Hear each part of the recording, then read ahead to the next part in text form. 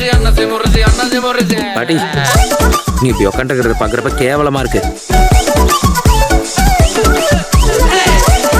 IBC Tamil உறவுகளுக்கு வணக்கம். இது உலகவலம்.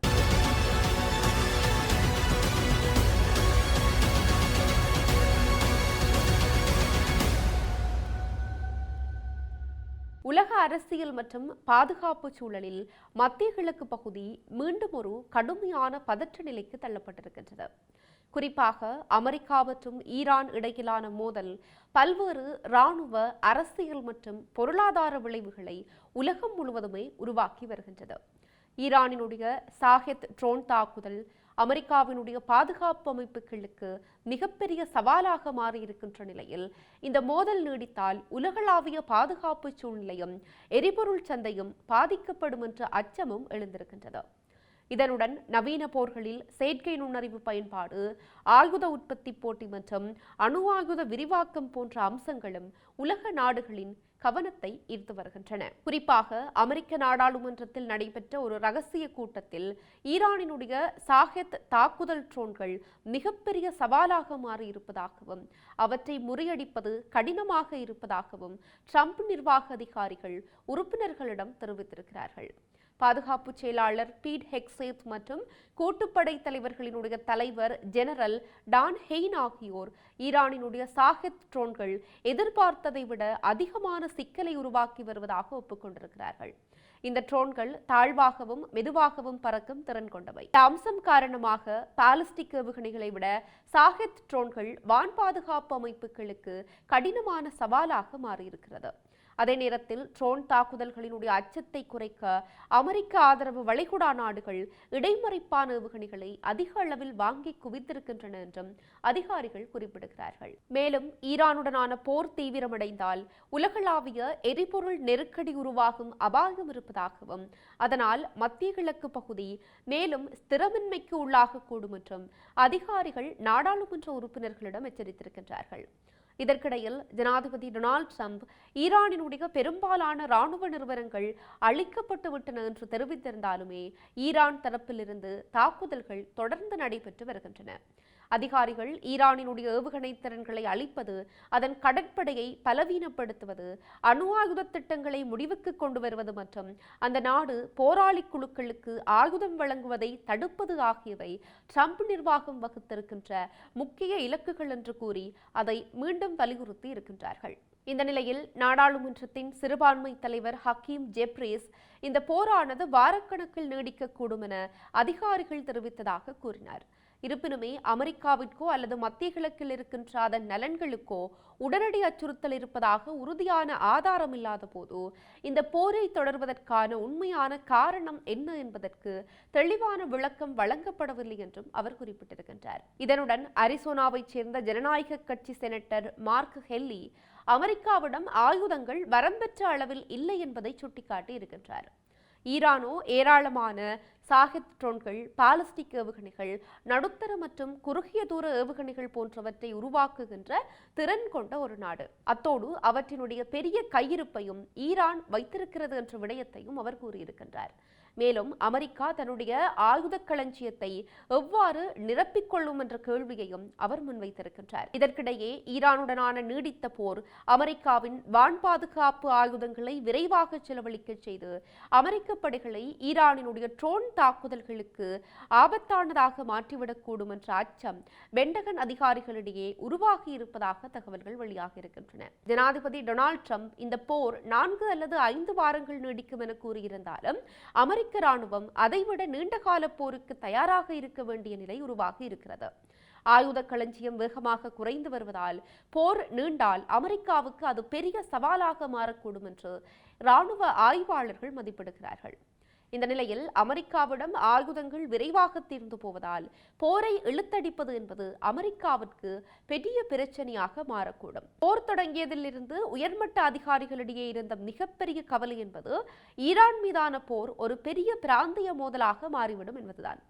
ஏனென்றால் அமெரிக்கா அதன் ஏவுகணை விநியோகம் மற்றும் பாதுகாப்பு அமைப்புகளை விரைவாக குறைத்து வருகின்றது. பெண்டகன் அதிகாரிகள் தங்கள் அச்சத்தை ரகசியமாக பதிவு செய்த நிலையிலேயே இராணுவத்தினருக்கான பாதுகாப்பில் அதிகரித்த நடவடிக்கைகள் அமுலுக்கு வந்திருக்கின்றன. முன்னாள் உயர்மட்ட இராணுவ அதிகாரி ஒருவர் தெரிவிக்கையில், அமெரிக்காவால் பயன்படுத்தப்படுகின்ற விலை உயர்ந்த இடைமறிப்பான் ஏவுகணைகளின் எண்ணிக்கை வேகமாக சரிவடைந்து வருவதும், ஈரானினுடைய மலிவான ஷாஹெத் ட்ரோன்களினுடைய எண்ணிக்கை அதிகரிப்பதும் தான் இந்த மோதலினுடைய முக்கிய பிரச்சனை என்று தெரிவித்திருக்கின்றார். அமெரிக்க ராணுவம் பேட்ரியாட் ஏவுகணை அமைப்பை பயன்படுத்தி குரூஸ் ஏவுகணைகள், பாலிஸ்டிக் ஏவுகணைகள் மற்றும் ட்ரோன் தாக்குதல்களை முறியடிக்கின்றது. இந்த நிலையில் 1000 ஷாஹெத் ட்ரோன்களை செலவிட்டு அமெரிக்காவினுடைய பேட்ரியாட் ஏவுகணை அமைப்புகளை முழுமையாக பயன்படுத்த வைத்து விடுவார்கள் என தாம் கருதுவதாக ஒரு முன்னாள் இராணுவ அதிகாரி தெரிவித்திருக்கிறார். ஈரானுக்கு எதிராக தாட் அமைப்பையும் அமெரிக்கா பயன்படுத்தி வருகின்றது. வளைகுடா நாடுகளில் அமெரிக்காவின் இராணுவ முகாம்களை ஷாஹெத் ட்ரோன்களாலேயே ஈரான் தாக்கியிருக்கிறது.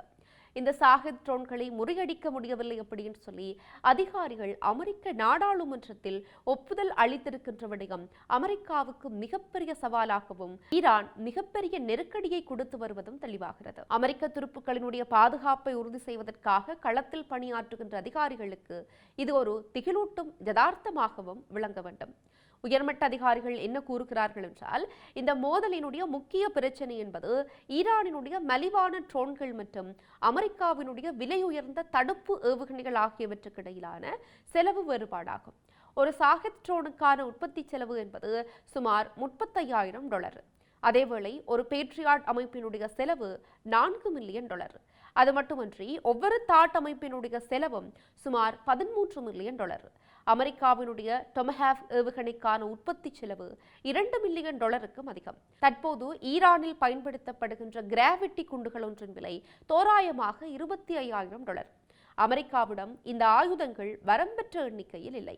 ஆனால் திங்கட்கிழமையன்று தமது ட்ரூத் சோசியல் சமூக ஊடகத்தில் பதிவிட்ட ட்ரம்ப், அமெரிக்காவிடம் வரம்பெற்ற எண்ணிக்கையில் ஆயுதங்களின் இருப்பு இருப்பதாக குறிப்பிட்டார்.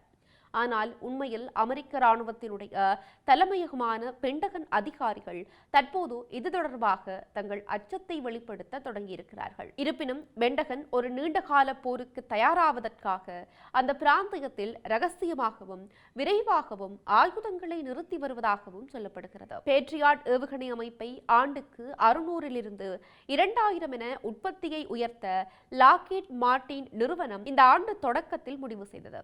தாட் அமைப்பினுடைய உற்பத்தியை 96 400 என உயர்த்தவும் அந்த நிறுவனம் உறுதியளித்திருக்கின்றது. 2015 முதல் 2024 வரையில் சராசரியாக ஆண்டுக்கு 270 பேட்ரியாட் அமைப்பை மட்டுமே இந்த நிறுவனம் உற்பத்தி செய்திருக்கிறது என்பதும் குறிப்பிடத்தக்கது. இதற்கிடையில் ஈரானினுடைய இஸ்லாமிய புரட்சிகர காவலர் படை, அமெரிக்க படைகள் வளைகுடா பகுதி முழுவதுமே இருக்கின்ற தளங்களில் இருந்து பின்வாங்கி வருவதாக தெரிவித்திருக்கிறது. இந்த நிகழ்வை அவர்கள் வரலாற்று சிறப்புமிக்க தருணம் என்று விவரிக்கிறார்கள். இஸ்லாமிய புரட்சிகர காவலர் படை வெளியிட்டிருக்கின்ற அறிக்கையில், மத்திய கிழக்கு முழுவதும் அமெரிக்காவினுடைய இராணுவ மற்றும் பொருளாதார அமைப்புகள் பாதிக்கப்படக்கூடும் என எச்சரிக்கப்பட்டிருக்கிறது. கத்தார் மற்றும் பக்ரைன் போன்ற நாடுகளில் அமெரிக்க வீரர்கள் தங்கள் பொருட்களுடன் வெளியேறி செல்லுகின்ற காட்சிகள் மறக்க முடியாதவை என்றும் அந்த அறிக்கையில் கூறப்படுகிறது. மேலும் உலகினுடைய மிகப்பெரிய மற்றும் மிகவும் விலை உயர்ந்த இராணுவம் இந்த பிராந்தியத்தை விட்டு வெளியேறி வருகிறது என்றும் IRGC தெரிவித்திருக்கின்றது. இதே நேரத்தில் ஈரானுக்கு எதிரான இராணுவ நடவடிக்கைகள் தீவிரமடைந்திருப்பதால் அமெரிக்க இராணுவம் போர்க்கள தரவுகளை செயலாக்குவதற்கு செயற்கை நுண்ணறிவு தொழில்நுட்பத்தை அதிகமாக பயன்படுத்த தொடங்கியிருக்கிறது. செயற்கைக்கோள்கள், ட்ரோன்கள் மற்றும் கண்காணிப்பு அமைப்புகளில் இருந்து பெறப்படுகின்ற பெருமளவிலான தகவல்களை விரைவாக பகுப்பாய்வு செய்ய இந்த தொழில்நுட்பம் உதவுகிறது.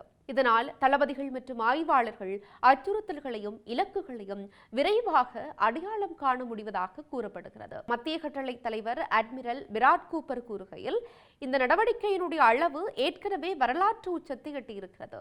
கடந்த வாரம் தொடங்கிய தாக்குதல்களில் இருந்து அமெரிக்க படைகள் ஈரான் முழுவதும் சுமார் 2000 இலக்குகளை துல்லியமாக தாக்கியிருக்கின்றன என்றும் அவர் தெரிவித்திருக்கின்றார்.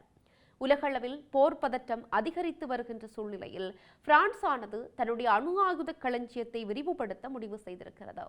இதற்கான உத்தரவை பிரான்ஸ் ஜனாதிபதி இமானுவேல் மெக்ரோன் பிறப்பித்திருப்பதாகவும் சொல்லப்படுகிறது. குறிப்பாக அட்லாண்டிக் கடற்கரையில் அமைந்துள்ள இல் லாங்கோ கடற்கரை தளத்தில் இராணுவ தளபதிகள் முன்னிலையில் பேசிய மெக்ரோன், ஒரு நாடு சுதந்திரமாக நிலைக்க விரும்பினால் அது வலிமையானதாகவும் மற்றவர்கள் அஞ்சும் சக்தியாகவும் இருக்க வேண்டும் என்று குறிப்பிட்டிருக்கிறார். 1992ஆம் ஆண்டுக்கு பிறகு முதன்முறையாக பிரான்ஸ் தன்னுடைய அணு ஆயுத எண்ணிக்கையை அதிகரிக்க தற்போது முடிவு செய்திருக்கிறது. இப்போது சுமார் 290 முதல் 300 வரையான அணு ஆயுதங்களை பிரான்ஸ் வைத்திருக்கிறது. புதிய திட்டத்தின் கீழ் இந்த எண்ணிக்கையை மேலும் உயர்த்த திட்டமிடப்பட்டிருக்கிறது.